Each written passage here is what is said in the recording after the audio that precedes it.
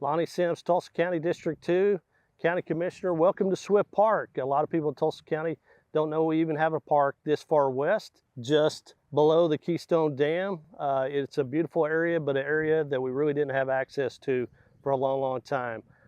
Through Oklahoma Department of Transportation, we were able to apply for a Lake Access Grant that allows us to improve the roads and infrastructure out here, where now you have improved asphalt all the way down to the river, to the boat ramp. A lot of people don't realize you can actually launch a boat here and fish this area. It's also a favorite spot for a lot of the local ATV operators to get out here and enjoy the sand, but also enjoy some of the mountain trails that we have out here. The bridges have been repaired as well, so just a great area. One thing we hope to have in the future is through a partnership with Tulsa River Parks. A lot of people utilize rentals and rafting. They've been looking for a place to have a upstream launch that will give you a longer trip down the river.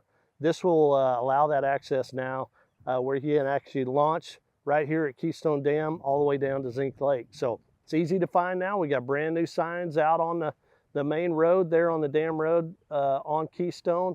You'll see it there. For more information about this park and others, you can go to tulsacounty.org.